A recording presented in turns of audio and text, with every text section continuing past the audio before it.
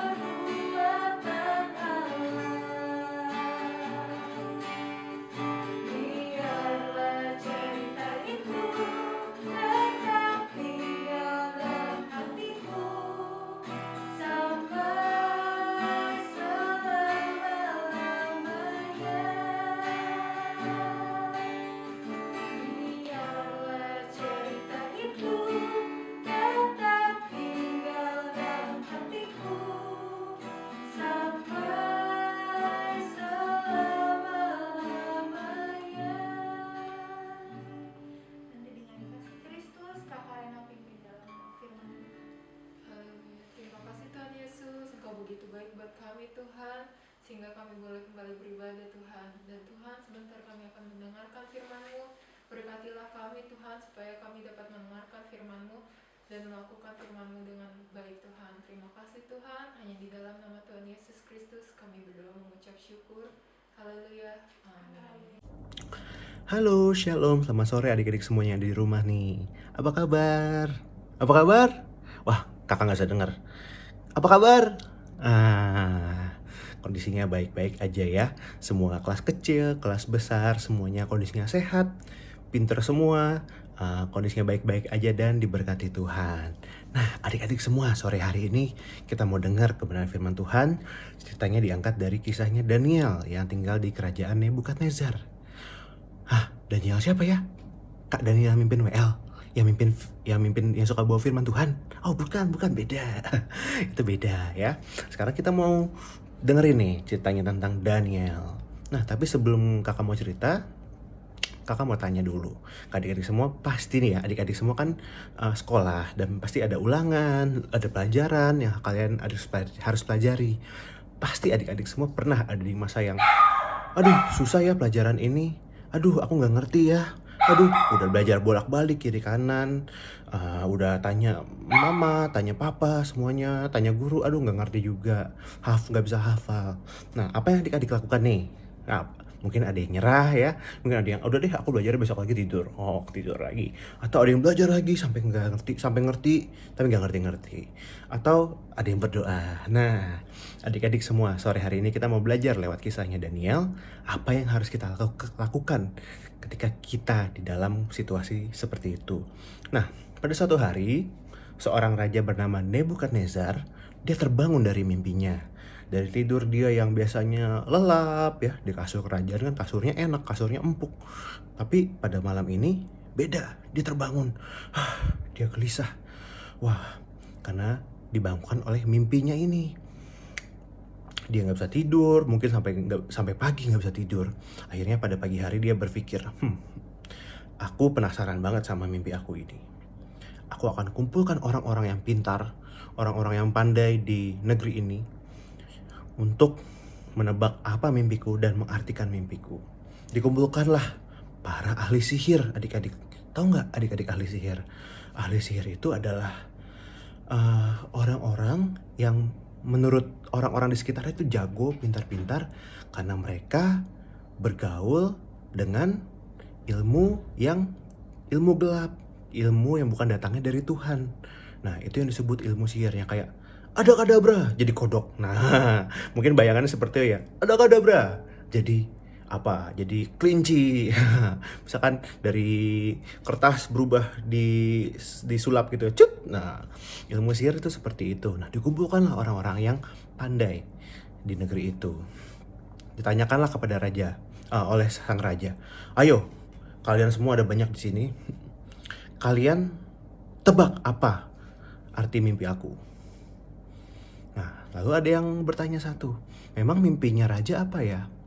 Tapi raja ini enggan memberitahu, karena menurut raja Nebukadnezar, kalau kalian pintar, kalau kalian memang hebat, kalian pandai, kalian harusnya tahu apa mimpi aku. Dan tidak ada satupun yang bisa menceritakan apa mimpinya raja, karena terlalu sulit, karena susah, karena hanya rajanya yang tahu kan. Yang lainnya hanya mengartikan mimpinya. Mereka berekspektasi seperti itu.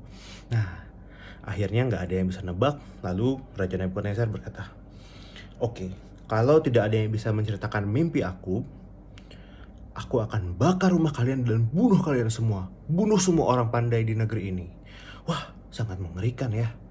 Tapi kalau kalian bisa mendebak, saya akan berikan hadiah yang sangat besar. Wah, karena semuanya menyerah, gak ada yang bisa tahu apa mimpinya si raja ini. Akhirnya sang raja memutuskan, oke, panggil pengawal kerajaan, bunuh mereka hari ini. Wah, mereka sangat ketakutan. Nah, pengawal rajanya ini bernama Ariok ya. Nah, kebetulan pada saat itu Daniel kan juga tinggalnya di kerajaan juga. Nah, Daniel bertanya kepada Ariok, itu raja kenapa marah-marah? Raja kenapa ribut-ribut kayak gitu? Diceritakanlah oleh Ariok kepada Daniel, ini loh raja marah karena gak ada yang tahu arti mimpinya dia. Wah, lalu dikasih tahu kalau gak ada yang tahu arti mimpinya raja, maka semua orang pandai di negeri ini diancam untuk dibunuh. Mengerikan banget ya adik-adik semua. Daniel yang mendengar ini lantas, wah, hatinya tergerak. Dia teringat kepada Tuhan, dia teringat kepada Allah di surga, Bapa di surga, yang merupakan sumber hikmat, sumber pengetahuan buat Daniel. Nah, ketika mendengar ini, akhirnya Daniel pun berpikir, dia menghadap ke raja. Dia menghadap dengan hormat ke raja, berkata, "Ya raja, kekalah hidupmu. Kalau raja bersedia memberi waktu kepada saya, kepada hamba, yaitu Daniel, maka hamba yakin hamba dapat memberitahukan mimpi tuanku dan arti mimpi itu."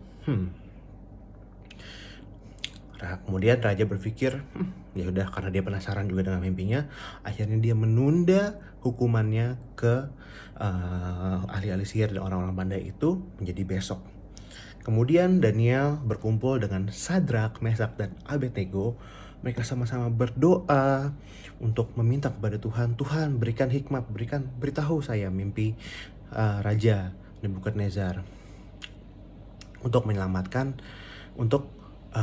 orang-orang yang pandai di negeri ini, biar gak jadi dihukum dan biar nama Tuhan dipermuliakan juga." Akhirnya mereka berdoa dengan kusuk, dan mereka tidur dengan tenang. Adik-adik, mereka bisa tidur loh, walaupun mereka punya tanggung jawab yang besar, mereka punya beban yang besar besok harinya, ya, tapi bisa tidur. Dan akhirnya pada malam itu Tuhan memberikan Daniel mimpi, semua hal detail terkecil yang ada dalam mimpinya Raja Nebukadnezar. Wah, lalu dia bangun dengan rasa gembira. Dia berkata, "Hikmat dan kuasa adalah kepunyaan Tuhan untuk selama-lamanya." Wih, keren gak? Keren gak Tuhan kita? Keren adik-adik semua. Akhirnya dia bangun, dia memuji memuliakan Tuhan. Dia menghampiri Ariok untuk berkata, "Halo Ariok, aku udah tahu mimpinya Raja. Tuhan yang kasih tahu aku mimpinya." Kemudian Ariok menghadapi Raja, "Ini Daniel sudah tahu arti mimpi dan apa mimpi Raja Nebukadnezar." Wah, sang raja terkejut. "Wah, kok bisa ya? Kok bisa tahu ya? Wah." Lalu Daniel datang kepada raja, "Tuanku, tidak ada satu orang pun yang bisa tahu arti mimpi, dan bahkan mimpi raja gak ada seorang pun yang tahu. Bukan saya yang hebat, tapi Tuhan yang memberitahu saya mimpi itu." Wah, tidak ada seorang pandai, seorang ahli sihir, ahli semuanya yang bisa menebak mimpi, menjelaskan. Kemudian raja duduk mempersiapkan untuk cerita kepada raja. Daniel duduk, mereka bersiap untuk mendengarkan penjelasan dari Daniel. Begini cerita mimpinya, adik-adik. Di dalam mimpi, tuanku telah melihat sebuah patung manusia yang amat besar dan berkilauan luar biasa. Kepalanya terbuat dari emas dan pinggang ke atas terbuat dari perak. Dari pinggang ke bawah terbuat dari tembaga, pahanya dari besi, dengan kakinya dari besi dicampur dengan tanah liat. Wah, bayangkan patungnya. Ketika tuanku sedang melihat patung itu, tiba-tiba sebuah batu jatuh dari gunung tanpa disentuh, tiba-tiba ya, oleh tangan manusia. Batu ini menimpa patung tepat mengenai kakinya sehingga hancur patungnya berkeping-keping. Kemudian seluruh patung itu hancur menjadi debu. Bayangkan ya, patung yang kuat akhirnya kena batu dan rusak menjadi debu, hancur. Nah, angin bertiup dan tebu bertebaran, tidak meninggalkan bekas patung itu sedikit pun. Tetapi batu itu semakin lama semakin besar sehingga cukup untuk memenuhi seluruh bumi. Wow, batunya semakin besar. Itu isi mimpinya. Kemudian raja berteriak, "Belazar!" Nah, itu namanya Daniel. Nama Babel untuk Daniel ya. "Belazar, bagaimana engkau tahu semua itu? Apa yang baru engkau ceritakan itu tepat sekali dengan mimpiku." Lalu Daniel dengan bangga berkata, "Allahku yang di surga lah, dialah yang sudah memberitahuku." Wow, nah, sudah diceritakan mimpinya. Akhirnya sekarang Daniel menerangkan arti dari mimpi itu. Dia berkata, patung itu melambangkan penguasa-penguasa di dunia. Allah yang Maha Kuasa telah memberi kekuasaan yang besar kepada tuanku, yaitu kepada Raja Nebukadnezar. atas bangsa-bangsa di dunia, binatang di ladang, dan burung di udara. Allah telah menjadikan Tuhanku pemerintah atas semesta, atas semuanya. Atas semuanya. Tuhanku adalah seperti kepala emas pada patung itu. Wah. Kerajaan lain tidak sebesar kerajaan Nebukadnezar. Akan bangkit seperti pada bagian patung itu. Tetapi betapa kuat dan berkuasanya kelihatan kerajaan itu. Tidak ada yang tinggal selama-lamanya. Nah, batu yang besar itu melambangkan apa? Melambangkan kerajaan yang dibangun oleh Tuhan Allah sendiri. Nah, adik-adik. Nah, suatu hari di masa mendatang, Tuhan Allah akan menempatkan rajanya di bumi.